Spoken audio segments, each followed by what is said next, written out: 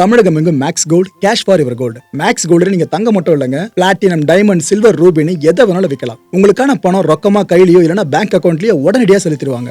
Market மதிப்பை விட 100 ரூபாய் ஒரு கிராமுக்கு உங்களுக்கு கூடுதலா கிடைக்கும். தமிழ்நாடு முழுக்க டோர் ஸ்டெப் சர்வீஸும் இவங்க ப்ரொவைட் பண்றாங்க. உங்களுக்கு கோல்ட விற்கணும்னு அதுக்கு ஒரே ஒரு பெஸ்ட் பிளேஸ் மேக்ஸ் கோல்டு தான். கால் 04445454545. வணக்கம். Big topic with Karthik Mayakumar. இந்த வீடியோல நீங்க சில காட்சிகளை பார்ப்பீங்க. பயப்படாம பாருங்க மக்களே. இந்த ஹிரோஷிமா நாகசாகி மேல இந்த குண்டு போட்டாங்க பதிலாக அணுகுண்டு, அதை காட்சிப்படுத்தி அதை நம்ம இத்தனை வருஷங்கள் கழிச்சு பார்த்த அப்படிங்க இருக்கும். அதோட சிமிலர் வெர்ஷனா ஒரு சப் வெர்ஷனா பார்த்த அப்படிங்க இருக்கும். அது போல காட்சியில பார்க்க போறீங்க. நிகழ்ச்சிக்குள்ள போலாம்.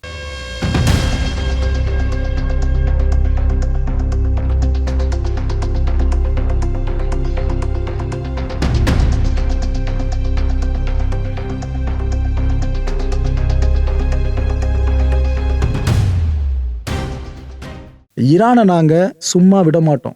ப்ரெஷரை பெருசா பில் பண்ணுவோம். நாங்க அடிக்கிற அடியில டீலை போட்டே அவன ஜாமீன் எங்க காலில் வந்து விழுவாங்க பாருங்க அப்படின்ட்டு அமெரிக்கா ஒரு பக்கம் சொல்லிக்கிட்டே இருக்கு. இஸ்ரேல் இன்னொரு பக்கம் இல்ல அப்படி காலில் வந்து விழுந்தாலும் விடக்கூடாது, நம்ம ஒட்டு மொத்தமா முடிச்சு விட்டணும். இந்த ஈரான்ல நமக்கு த்ரெட்டா இருக்க எல்லா விஷயத்தையும் முடிச்சு விட்டணும். இஸ்ரேல் ஒரு பக்கம் புஷ் பண்ணிட்டு இருக்காங்கல்ல. இதுக்கு மத்தியில் என்ன தெரியுமா இருக்கு? அமெரிக்காவும் இஸ்ரேலும் சேர்ந்து ஈரான்ல இஸ்ஃபகான் பகுதியை டார்கெட் பண்ணியிருக்காங்க. இது வரைக்கும் அடிக்காத அளவுக்கு அடிச்சிருக்காங்க. நான் இதை வார்த்தையால் விவரிக்க விரும்பல. அந்த காட்சிகளை பார்த்து உங்களுக்கே தெரியும் எவ்வளோ ப்ரூட்டல் அட்டாக்க இஸ்ஃபகான்ல அவங்க பண்ணியிருக்காங்கன்னு.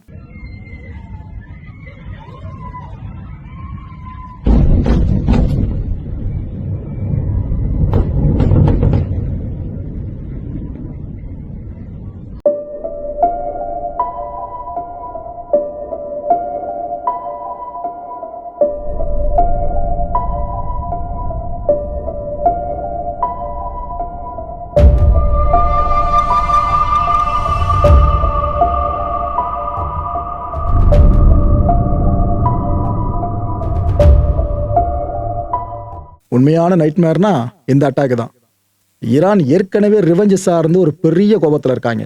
இப்ப இன்னும் இதை தூண்டி வர மாதிரி ஆயிடுச்சு. பாத்தீங்களா என்ன நடக்க போதும்? இதுக்கு மத்திய ஈரானுக்கு சார்பான சில செய்திகளை வெளியே வந்துகிட்டு இருக்கு.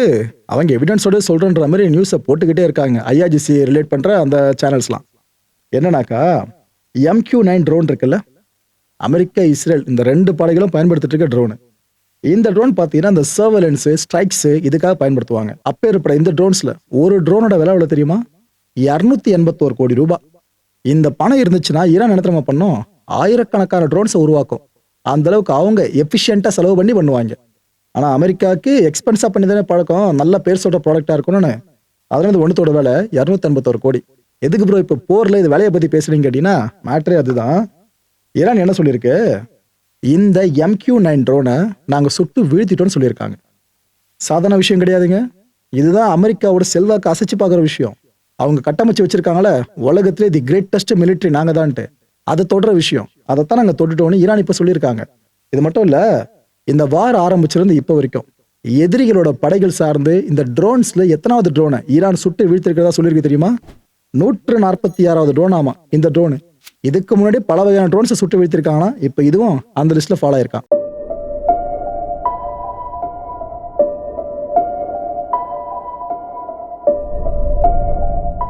ஒரு பக்கம் இஸ்ரேல் படையும் அமெரிக்க படையும் ஈரானை கதிகலங்க வச்சிட்டு இருக்கு. இன்னொரு பக்கம் IRGCயும் சும்மா சொல்லக்கூடாது, ஒத்தையா நின்று எந்த அளவுக்கு எதிரிகளுக்கு சிம்ம சொப்பனமா இருக்க முடியுமோ இருந்துகிட்டு இருக்காங்க. நாங்க இதெல்லாம் அடிச்சிருக்கோம்னு சொல்லிட்டு ஒரு லிஸ்ட்டை போட்டிருக்காங்க இப்போ IRGC.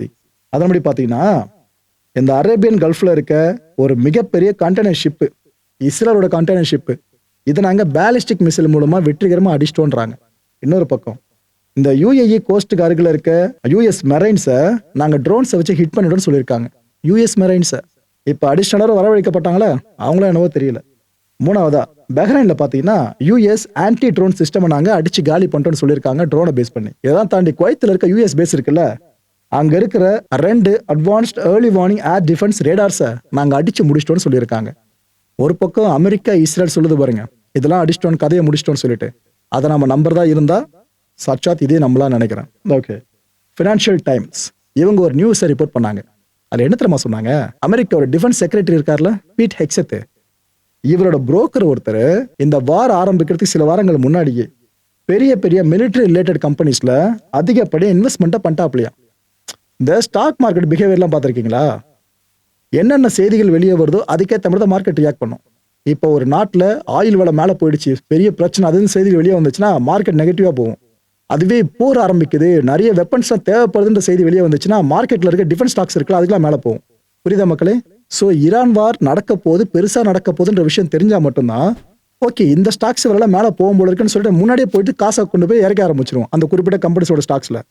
அது போல வேலைகளில் பீட் ஹெக்ஸத் ஈடுபட்டு இருக்கலான்ற மாதிரி ஸ்பெகுலேட்டடா இந்த செய்தியை போட்டாங்க. இது எவ்வளோ பெரிய கிளைம் தெரியுதா? அதாவது ஹெக்ஸத் தான் பண்ணியிருப்பாருன்னு அவங்க சொல்லலை, அவரோட புரோக்கர் பண்ணியிருக்காருன்னா அப்போ ஹெக்ஸத்துக்கு தொடர்பு இல்லாமல் இருக்கும் அப்படின்னு சந்தேகமாக சொல்ல ஆரம்பிச்சிட்டாங்க. இந்த விஷயம் அமெரிக்க ஊடகங்கள் மத்தியில் ஒரு பெரிய நெருப்பை உருவாகிடுச்சு. என்னடா இது பிளான் பண்ணி பண்றாங்களா என்ன, அது இதுன்னு பல பேரும் பேச ஆரம்பிச்சிட்டாங்க. இதுக்கப்புறம் அமெரிக்க ராணுவ தலைமையகம் இருக்குல்ல, பென்டகன், அதோட செய்தி தொடர்பாளர், ஏங்க இதெல்லாம் ஒரு நியூஸ் நம்புறீங்களே அப்படின்னு அவங்க மறுத்துட்டாங்க. அவங்க என்ன சொல்றாங்க, நிறைய குற்றச்சாட்டுகளை பொய் குற்றச்சாட்டுகளை இந்த அரசுக்கு சுமத்திக்கிட்டு இருக்கீங்க, அந்த வகையில தான் இந்த குற்றச்சாட்டையும் சுமத்திருக்கீங்க, அடிப்படை ஆதாரம் எதனா இருக்கா, ஏன் இப்படி மிஸ்லீட் பண்றீங்கன்ற மாதிரி அவங்க பயங்கரமா பொறிஞ்செழுந்து பேசியிருக்காங்க. ஹெக்ஸத் சார்ந்து இப்ப ஏற்பட்ட கிளைமை நம்ம யோசிச்சு பார்த்துருக்க மாட்டோம் மக்களே. ஆனா எப்படி முன் வச்சிருக்காங்க பாத்தீங்களா? சோ ஃபினான்ஷியல் டைம்ஸ் ரிப்போர்ட் பண்றாங்க அப்படின்னா சோர்ஸ் இல்லாம கண்டிப்பா ரிப்போர்ட் பண்ணிருக்க வாய்ப்பே இல்லை. சோர்ஸை வெளிப்படுத்தும் வாய்ப்பு இல்லை யாருமே. ஆனா என்ன நடக்குதோ ஏது நடக்குதோ இதெல்லாம் நம்ம காதுல புது புது செய்தி வந்து வந்துட்டு இருக்குல்ல. ரைட்டு, ஈரானோட ஃபாரின் மினிஸ்டர் அப்பாஸ் இருக்கார்ல, அவரு சவுதி அரேபியாவுக்கு ஒரு பதிவை போட்டிருக்காருங்க. அது என்ன தெரியுமா சொல்றாரு, நாங்க இன்னும் சவுதி அரேபியாவை ஒரு சகோதர நாடா தான் பாக்குறோம்னு சொல்றாங்க. ஆக்சுவலா உலக வாழ் இஸ்லாமிய நாடுகள் இது எல்லாத்தையும் யாரு வழிநடத்தி கொண்டு போறது, இதுல ஈரானுக்கும் சவுதிக்கும் பெரும் போட்டி. ஆனா இந்த கான்ஃபிளிக்ட் ஆரம்பிச்சதுல இருந்து சவுதி மேல பல பேர் குற்றச்சாட்டு முன் வச்சாங்க. அமெரிக்கா இந்த வாரம் இவ்வளவு தூரம் எடுத்துட்டு போறதுக்கு காரணம் இஸ்ரேல் கிடையாது போல இருக்கு, சவுதி அரேபியா போல இருக்கு. ஈரான் மேல இருக்க கடுப்பு அவங்க இப்படி அமெரிக்கா வச்சு காமிச்சிட்டு இருக்கிறதா சொன்னாங்கல்ல. அப்ப ஏற்பட்ட இந்த நேரத்துல தான் ஈரான் ஃபாரின் மினிஸ்டர் இதை சொல்றாரு, நான் இன்னும் சவுதியை சகோதர நாடா தான் பாக்குறோம், ரெஸ்பெக்ட் பண்றோம், சவுதி அரேபியாவை ரெஸ்பெக்ட் பண்றோம். ஆனா ரெஸ்பெக்ட் பண்ற நாங்களே எதுக்காக உங்களை அடிக்கிறோம் அப்படின்ற கேள்வி உங்க மனசுல வரும். வேற என்ன பண்றது? இந்த எதிரிகளோட அக்ரஷன் இருக்குல்ல, அதாவது ஈரானிய மக்களை மதிக்காத எதிரிகளோட அக்ரஷன், அராப்ஸை மதிக்காத எதிரிகளோட அக்ரஷன், இது எல்லாத்துக்கும் பாடம் புகட்டணும் அப்படின்னா, திரும்ப மரியாதை நம்ம கெயின் பண்ணோம் அப்படின்னா திருப்பி அடிச்சாதான் முடியும். அதான் நாங்க பண்ணிக்கிட்டு இருக்கோம். ஸோ இதுக்காக நீங்க எங்களை தப்பு சொல்லக்கூடாதுன்ற துணியில தான் அவர் பேசியிருக்காரு. அவர் அந்த பதிவு வெறும் வார்த்தைகளை மட்டும் போடலங்க, இந்த போட்டோவை இன்சர்ட் பண்ணி போட்டிருக்காரு. நாம ஒரு சில வீடியோஸ்க்கு முன்னாடி பார்த்தோம் பாருங்க இந்த விமானத்தை பத்தி. அமெரிக்காவோட மிக முக்கியமான ஏரியல் கமாண்ட் சென்டரே கிட்டத்தட்ட இந்த விமானம் தான், ஒரு பறக்கும் படைதளம்னு சொல்லலாம். கமாண்ட் கொடுக்கறது முக்கியமான பங்கு வகிக்குது இந்த விமானம். அப்பேற்பட்ட அமெரிக்க மிலிட்டரி விமானத்தை நாங்க அடிச்சு 2 துண்டா மாத்திட்டோம்னு சொல்லிட்டு இந்த போட்டோவை காமிச்சே சொல்றாரு, பாத்துங்க இது எப்படி இருக்குன்னு சொல்லிட்டு, நாங்க என்ன பண்ணி வச்சிருக்கோம்னு பாத்துங்கன்ட்டு ஒரு திட்டம் முன் வச்சிருக்காரு. அப்பாஸோட போஸ்ட் புரியுதா உங்களுக்கு? மிடில் ஈஸ்ட் முழுக்க அமெரிக்காவோட பேசஸ் இருக்கக்கூடாதுன்னு நாங்க அதனால தான் சொன்னோம்.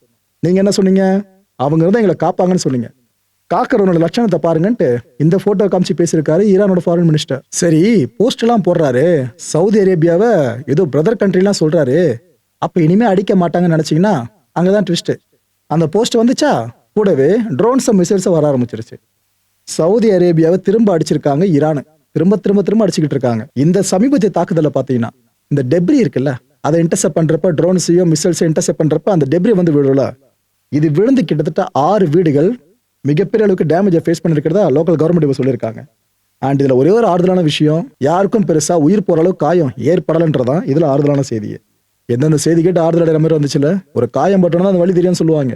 ஆனா காயம் படலன்றதே இப்ப ஆறுதலா இருக்கு. ஏன்னா உயிர் போறதை விட அது பரவாயில்லன்ற மாதிரி தான் நம்மளே மைண்டு கொண்டு வந்துட்டாங்க. ஈரானோட அதிபர் மசூத் பெசஷ்கியான், இவர் இப்ப ஈராக் மக்களுக்கு நேர்ல இருந்த காலில் விழுந்திருப்பார் போல இருக்குங்க. அவ்வளவு தூரம் மனமுருகி நன்றி சொல்லிட்டு இருக்காரு.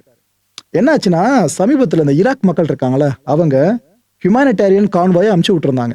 அதாவது மனிதாபிமானம் சார்ந்த பொருட்கள், அங்க இருக்க ஈரான் மக்கள் நம்ம மக்கள் தான், அவங்களுக்கு ஏதாவது பண்ணணும்னு சொல்லிட்டு அவங்க பொருட்கள் அனுப்பிச்சிருந்தாலும் ரிசீவ் பண்றாங்களா ஈரான். அதுக்காக நன்றி தெரிவிச்சிருக்காரு. என்னோட சின்சியர் கிராட்டிடியூட்னு சொல்றாரு ஈராக் மக்களுக்கு. இதனால வார்த்தைகளால ஒரே வார்த்தையில் நன்றிலாம் சொல்லிட முடியாது. அவ்வளோ பெரிய நல்ல விஷயத்த பண்ணிருக்கீங்க நீங்க, எல்லாத்துக்கும் ரொம்ப ரொம்ப ரொம்ப ரொம்ப ரொம்ப நன்றிங்கன்னு எமோட்டாகி பேசியிருக்காரு. அது மட்டும் இல்ல, இந்த ஒரு சட்டத்திற்கு புறமான போர் இருக்குல்ல, இது தவறான ஒண்ணு அப்படின்றத ஈரான் மக்களை மாதிரியே ஈராக் மக்களை புரிஞ்சுக்கிட்டு இருக்கீங்களா, ஹெட்ஸ் ஆஃப். இதுக்கு நான் தலை வணங்குறேன், உங்களோட துணிச்சலுக்கு நான் தலை வணங்குன்னு சொல்லியிருக்காரு. உங்களோட ஆதரவு இருக்குல்ல, இது ஏதோ யாரோ சொல்லி அழுத்தம் கொடுத்துலாம் வந்தது கிடையாது. யாரை குத்தி காட்டுறாரு தெரியுதா? அமெரிக்கா குத்தி காமிச்சிட்டு இருக்காரு. ஈரான் மக்களை கிளர்ந்தெடுங்கள், அங்க இருக்க ரெஜிமை தூக்கி போடுங்க, அங்க ஆட்சி மாற்றத்தை கொண்டு வாங்கன்னு அமெரிக்கா எவ்வளவு ப்ரெஷரை பில்ட் பண்ணிச்சு, அது மேல நாங்க கிடையாதுன்றதை இங்க சொல்றாரு. ஸோ உங்களோட சப்போர்ட் அப்படின்றது கம்பல்ஷன் மூலமா வந்தது கிடையாது, நம்மளோட வரலாறு. நம்மளோட அடையாளம், நம்மளோட ரீஜனல் வேல்யூஸ், இதை பேஸ் பண்ணி தன்னெழுச்சியா வந்திருக்க சப்போர்ட் இது நாங்க காலாகாலத்துக்கு மறக்க மாட்டோம்னு ஈராக் மக்களை இவ்வளோ பிரைஸ் பண்ணி ஈரானோட பிரசிடென்ட் பேசியிருக்காரு. ஞாபகம் இருக்கா? ஈராக் போர்லாம் நடந்திருக்கு, அதையும் மறந்து, அந்த கசப்பான அனுபவங்களையும் மறந்து அவர் இவ்வளவு வார்த்தைகளை பயன்படுத்தியிருக்காரு. அஸ்கர் ஜஹாங்கீர் இவரு இந்த ஈரானோட ஜுடிஷியரி இருக்குல்ல, இதோட ஸ்போக்ஸ் பர்சன். இவர் இப்ப என்ன தெரியுமா சொல்றாரு, ஏன்பா இங்க நிறைய பேர் என்ன பண்றீங்கன்னா டேமேஜ் ஆன இடங்களோட போட்டோஸ், வீடியோஸ் இதெல்லாம் எடுத்து அனுப்பி விட்டுட்டு இருக்கீங்க. உள்நாட்டுக்குள்ள நீங்க அனுப்பி விட்டுட்டு இல்ல, ஃபுல்லா வெளிநாடுகளுக்கு அனுப்பிச்சு விட்டுட்டு இருக்கீங்க. இதை பண்றது சிவிலியன்ஸா இல்ல ஏஜென்ட்ஸா உள்ள வந்துட்டு இருக்க சில பேரா, எங்களுக்கு அதுதான் பெரிய குழப்பமா இருக்கு. நாங்க இந்த நேரத்தில் தனித்தனியா பிரிச்சு பார்க்க விரும்பலப்பா. இங்க ஏதாவது எதிரிகள் அட்டாக் பண்ண பிற்பாடு நீங்க இந்த போட்டோஸ் வீடியோஸ் எடுத்து யாருக்காவது அனுப்புறீங்க அப்படின்னா உங்களை நாங்க ஃபாரின் கண்ட்ரீஸ்க்கு இன்டெலிஜென்ஸ்க்கு ஒர்க் பண்ணிட்டு இருக்க ஸ்பையா தான் கன்சிடர் பண்ணுவோம்னு சொல்லிட்டாங்க. ஸோ இதுக்கு என்ன தண்டனை தெரியல உங்களுக்கு? இது போலாம் பண்ணா அக்டோபர்ல நம்ம ஃபுல்லா விதியை மாத்தணுமா, சட்ட விதிகளை ஃபுல்லா அந்த தண்டனை டைட்டன் ஆக்கணுமா, நீங்க மரண தண்டனைக்கு உட்பட வேண்டியது இருக்கும். பாத்துங்க, இனிமே இது போல வேலையை பண்ணாதீங்கன்னு வார்ன் பண்ணிருக்காங்க. இந்த வார்னிங் வெளியான அடுத்த சில நிமிஷங்களையே 2 பேர் அரெஸ்ட் பண்ணிருக்காங்க. இப்ப அவங்க கதி என்ன போதோ? இப்பதான் சமீபத்துல 2 பேர் எக்ஸிக்யூட்டிவா பண்ணாங்க, இப்ப இந்த 2 பேர் அரெஸ்ட் பண்ணிருக்காங்க. ஆவ மக்களே, இந்த இஸ்ரேல் என்ன பண்ணிருக்கு, நார்தன் காசா வரைக்கும் படிச்சிருக்காங்க. லெபனான்ல ஒரு பக்கம் சண்டை பெருசா போயிட்டு இருக்கா, இன்னொரு பக்கம் நார்தன் காசா வரை அடிச்சிருக்காங்க. அங்க பாலஸ்தீன் ஒருத்தர் கொல்லப்பட்டிருக்கிறதா செய்தி வெளியா இருக்குங்க. இன்னொரு விஷயமா சொல்லிடுறேன், இந்த இஸ்ரேல் சட்டம் ஒண்ணு, அதாவது பாலஸ்தீன கைதிகள் இருக்காங்களே, இவங்கள பல பேருக்கும் மரண தண்டனை விதிக்கிற மாதிரி சட்டத்தை கொண்டு வராங்க. இந்த விஷயம் வெளியே கசிய ஆரம்பிச்சுதா முதல்ல கண்டனத்தை பதிவு பண்ண நாடு எது தெரியுமா? எஜிப்து தெளிவா சொல்லிட்டாங்க, இல்லங்க இதெல்லாம் ரொம்ப ரொம்ப தவறான விஷயம், இதெல்லாம் பண்ணக்கூடாதுன்னு சொல்லியிருக்காங்க. அரசியல் கைதிகள் சார்ந்து இது போல அப்ரோச் யாரும் எடுக்கக்கூடாதுன்னு சொல்லியிருக்காங்க. இது எஜிப்தோட அல் அசார் யூனிவர்சிட்டி இருக்குல்ல, அவங்க டைரக்டா கண்டனம் பதிவு பண்ணியிருக்காங்க. அரசோட நிலைப்பாடு என்னன்றத இந்த யூனிவர்சிட்டி மனசுல நம்ம தெளிவா புரிஞ்சுக்க முடியுங்க. அப்படிதான் நான் இதுக்கு நம்பிட்டு இருக்கேன். இந்த சர்வதேச அமைப்புகள் இருக்குல்ல, மனித உரிமை சார்ந்து பேசுற அமைப்புகள், அவங்கெல்லாம் ஒவ்வொருத்தரா முன்வர ஆரம்பிச்சு இந்த முடிவை கைவிட சொல்ல ஆரம்பிச்சிட்டாங்க. எங்க பாலஸ்தீன கைதிகள் எதுக்காக கொல்லணும் அவ்வளவு பேரை, என்ன விஷயங்கள் இருக்குன்ற மாதிரி பல பேரும் பல பேச ஆரம்பிச்சிட்டாங்க. இஸ்ரேலுக்கு ஈரான் மேல எவ்வளவு கோபம்னு கண்டிப்பா உங்களுக்கு தெரியும். பாலஸ்தீனன்ற அந்த கனவு நிலம் இருக்குல்ல, இது சார்ந்து டிஃபெண்ட் பண்ணிட்டு இருக்கிறது ஈரானோட ஒரு ப்ராக்சிஸ். சோ இதை மனசுல வச்சுதான் இஸ்ரேல் இவ்வளவு பெரிய முடிவு எடுத்திருக்காங்கன்னு அவங்க பக்கம் பல பேர் திரும்ப ஆரம்பிச்சிட்டாங்க. சோ இது புது தலைவலியா மாறி இருக்க மக்களே. இன்னொரு பக்கம் ஈரானியும் சும்மா சொல்லக்கூடாது, உலகத்திலே அதிகமே மரண தண்டனை நிறைவேற்றிட்டு இருக்கிறது அவங்க தான். அவங்க எப்ப மாறுவாங்கன்னு புரியல. இந்த அமெரிக்கா ஈரானோட மிலிட்டரி அசட்ஸை இன்னும் அடிச்சுக்கிட்டு இருக்காங்க, ஓஞ்ச பாட்டில்ல. இந்த காட்சிகளை யுஎஸ் சென்ட்ரல் கமாண்ட் ஒரு வீடியோவை வெளியிட்டவனமும் இருந்துகிட்டு இருக்காங்க.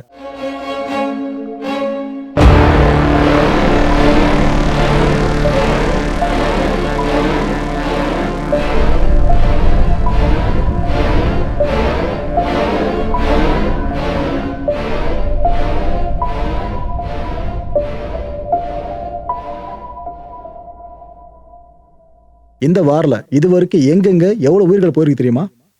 ஈரான்ல மட்டுமே 3500 பேர் கொல்லப்பட்டிருக்காங்க. இதுல சிவிலியன்ஸ் எண்ணிக்கை 1547 பேர். குழந்தைங்க எத்தனை பேர் தெரியுமா? 236 பேர். இஸ்ரேல்ல மட்டுமே 19 சிவிலியன்ஸ் கொல்லப்பட்டிருக்காங்க. சோல்ஜர்ஸ் 9 பேர் கொல்லப்பட்டிருக்காங்க. லெபனான்ல 1300 பேரை தாண்டிடுச்சுங்க கொல்லப்பட்டவங்க எண்ணிக்கை. இதுல குழந்தைங்க மட்டுமே 124 குழந்தைங்க. அந்த கல்ஃப்ல ஒட்டுமொத்தமா எடுத்துக்கிட்டீங்கன்னா, அதான் இந்த கான்ஃபிளிக்ட்ல கூடுதல் இணைப்புமே உள்ள வந்துட்டாங்க பாருங்க, பாவம். ஈரானோட ஒட்டுமொத்த அக்ரஷனை கல்ஃப் மேல இறக்கிட்டு இருக்காங்களே, இது வரைக்குமே 24 பேர் கொல்லப்பட்டிருக்காங்க. இதுல ஒரு தமிழர் உட்பட இன்னும் ஒட்டுமொத்தமா 4-5 பேர் இந்தியர்களும் எடுத்துக்கலாம். அவ்வளவு பேர் இருக்காங்க கொல்லப்பட்டவங்க எண்ணிக்கை இது வரைக்குமே. கான்ஃபிளிக்ட் இன்னும் பெருசா போச்சுன்னா தலைவலி இன்னும் பெருசா மாறும். மக்களை இந்த கான்டென்ட்டை பொறுத்தவரைக்கும் நாமெல்லாம் சிந்திக்க வேண்டியது ஒரே ஒரு விஷயம் தான். அழுத்தம் கொடுக்கறதா சொல்லி மக்களோட உயிரை காவு வாங்கிட்டு இருக்காங்களே, எல்லா கவர்மெண்ட்ஸும் இதே தான் பண்ணிக்கிட்டு இருக்கு. அடுத்த நிகழ்ச்சி சந்திக்கலாம். நன்றி, வணக்கம். தமிழகம் எங்கும் Max Gold, cash for your gold. Max Gold நீங்க தங்க மட்டும் இல்லைங்க, பிளாட்டினம், டைமண்ட், சில்வர், ரூபினி எதை வேணாலும் விற்கலாம். உங்களுக்கான பணம் ரொக்கமா கையிலயோ இல்லைன்னா பேங்க் அக்கௌண்ட்லயோ உடனடியா செலுத்திடுவாங்க. மார்க்கெட் மதிப்பை விட 100 ரூபாய் ஒரு கிராமுக்கு உங்களுக்கு கூடுதலா கிடைக்கும். தமிழ்நாடு முழுக்க டோர் ஸ்டெப் சர்வீஸ் இவங்க ப்ரொவைட் பண்றாங்க. உங்களுக்கு கோல்ட விற்கணும்னு அதுக்கு ஒரே ஒரு பெஸ்ட் பிளேஸ் மேக்ஸ் கோல்டு தான். கால் 04445454545. என் அன்பார்ந்த மாயம் ஸ்டுடியோஸ் நேயர்களே, மாயம் பக்தின்னு ஆன்மீகத்துக்காக பிரத்யேகமா ஒரு சேனலை கொண்டு வந்திருக்கோம். மறக்காம சப்ஸ்கிரைப் பண்ணி அந்த சேனலுக்கு உங்களோட ஆதரவை மனப்பூர்வமாக தெரிவிங்க. வணக்கம் மாயம் ஸ்டுடியோஸ் நண்பர்களே. மாயம் ட்ரெண்ட்ஸ் அப்படின்ற ஒரு புதிய ஃபேஸ்புக் பேஜை ஓப்பன் பண்ணியிருக்கோம்.